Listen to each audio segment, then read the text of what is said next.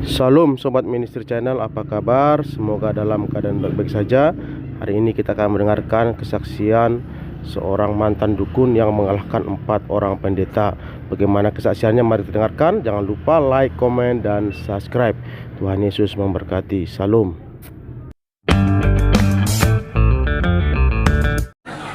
Saya pernah kesaksian di sini.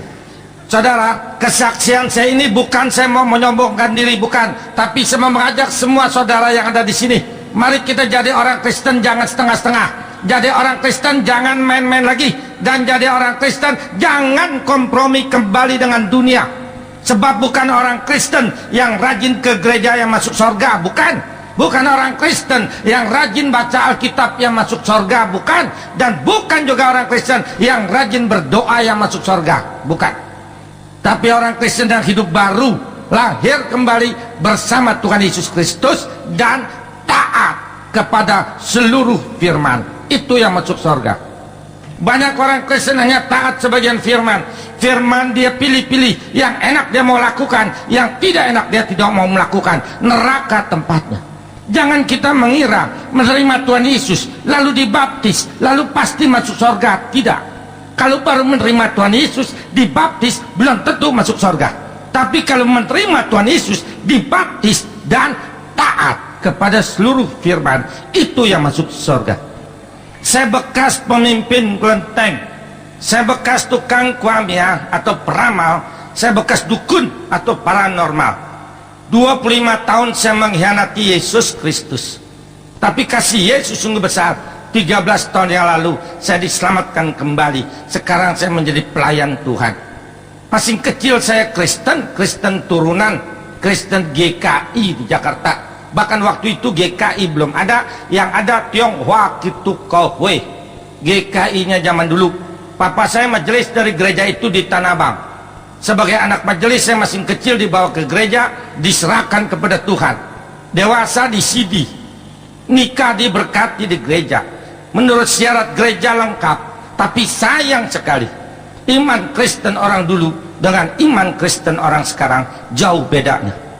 Iman Kristen orang dulu iman tempe.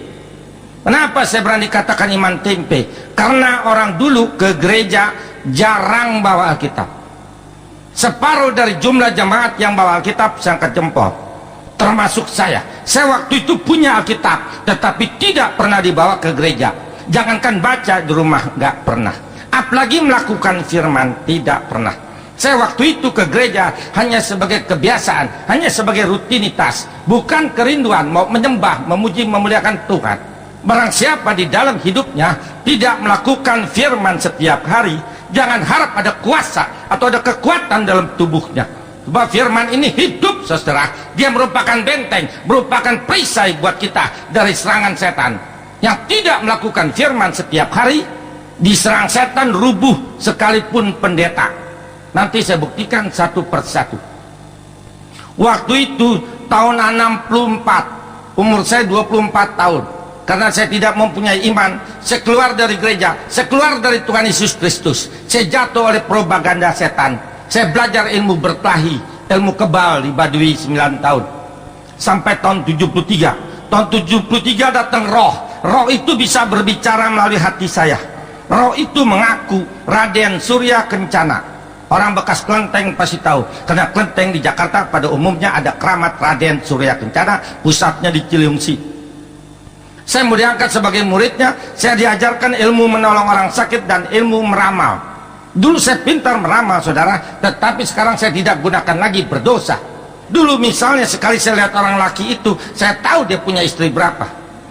Sekali saya lihat anak gadis itu, saya tahu dia masih gadis tidaknya. Karena apa? Karena saya bisa cabut roh. Roh tidak pernah bohong, apa adanya dia katakan. Tapi sekarang jangan takut, saya nggak cabut-cabut lagi, tenang aja. Tahun 75 saya dirikan kelenteng di Bungur, di belakang stasiun kereta api Senen. Sampai sekarang kelenteng itu masih ada. Cuma 13 tahun yang lalu saya kasih orang, karena saya sudah bertobat. Saya pimpin kelenteng itu setiap malam minggu dan malam Ceit, malam Cabgo.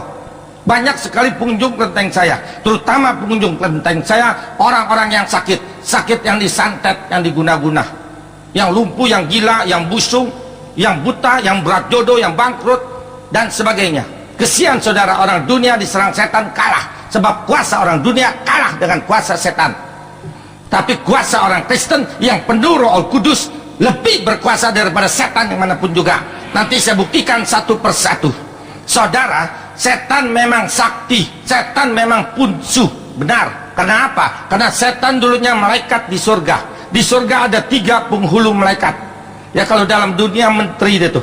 Lucifer bagian musik, Gabriel bagian utusan Allah kepada manusia, Mikael bagian perang. Lucifer bagian musik, mau melawan Allah, mau sama dengan Allah. Allah marah, diusir Lucifer dari surga ke dalam dunia jadi setan. Sebelum Lucifer meninggalkan surga, dia bawa 1/3 para malaikat dari surga ke dalam dunia jadi setan. Cuma satu kuasa setan kalah dengan kuasa Tuhan Yesus, yaitu setan tidak bisa menghidupkan dan menyelamatkan. Yang lain semua setan bisa perbuat. Orang sakit ke dukun sembuh, setan bisa menyembuhkan. Usaha udah mulai bangkrut, main dukun, main setan, maju lagi usahanya. Mau kaya, muja kepada setan, setan bisa bikin orang kaya. Tidak disayang suami karena mulai tua, ke dukun, pasang susuk, muda lagi kelihatannya, diusap-usap lagi sama suaminya.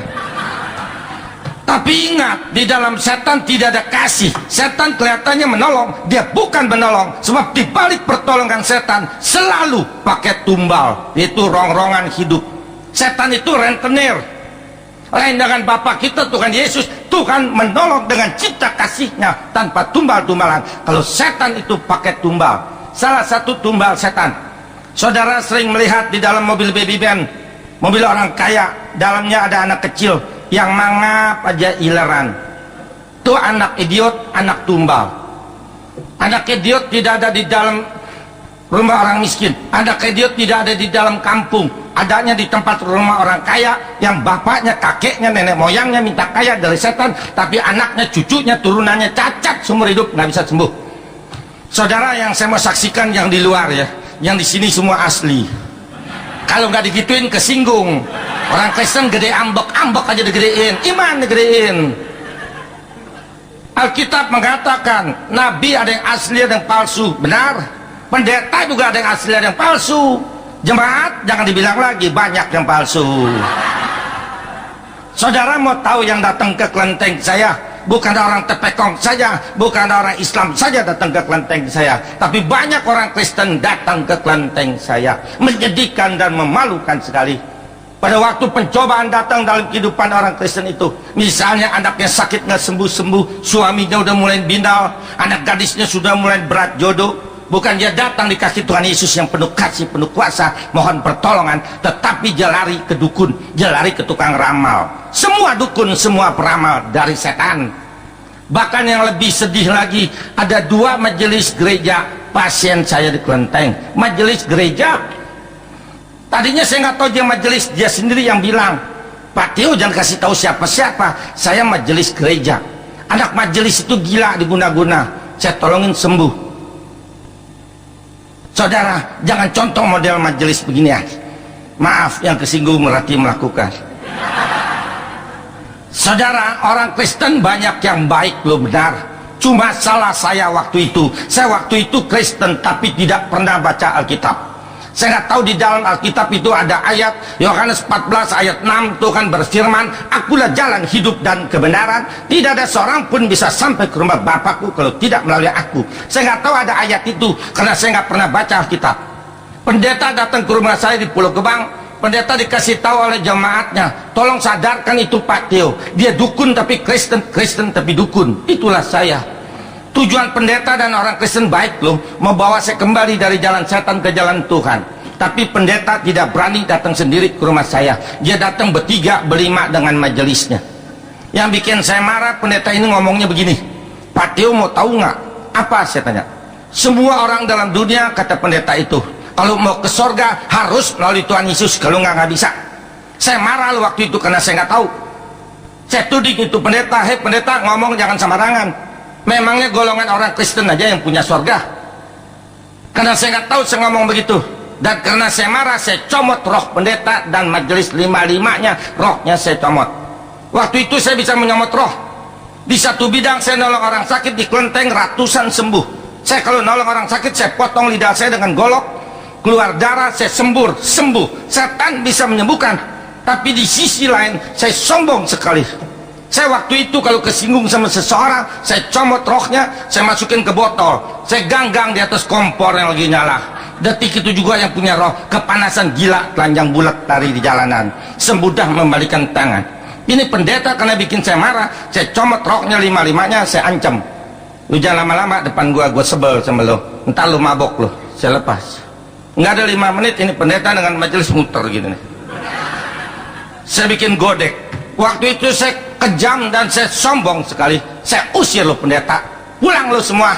Ngomong aja lu gede lu, punya sorga lah. Gua hantam dengan ilmu gua, lu kalah lu gak ada gunanya, pulang. 4 gereja 4 pendeta kalah sama saya. Bukan salah gerejanya, tapi salah individu pendeta itu. Pendeta itu boleh STH, MPH, apalagi saya nggak tahu dah.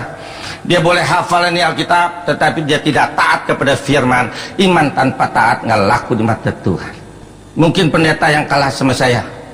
Dia punya jemaat kaya, 2 minggu sakit, nggak bisa ke gereja, buru-buru dibesuk, dikunjungi oleh pendeta karena kaya. Siapa tahu ntar anak pendeta disekolahin ke Jerman masih kaya, atau gerejanya dibangun tuh masih kaya. Tapi lihat no jemaatnya miskin yang tinggalnya dalam kampung, 2 tahun gak ke gereja, nggak pernah dikunjungi oleh pendeta yang mata duitan. Jakarta banyak pendeta-pendeta mata duitan, mau kesinggung. Saudara juga mengaminkan dalam hati, cuman nggak berani ngomong.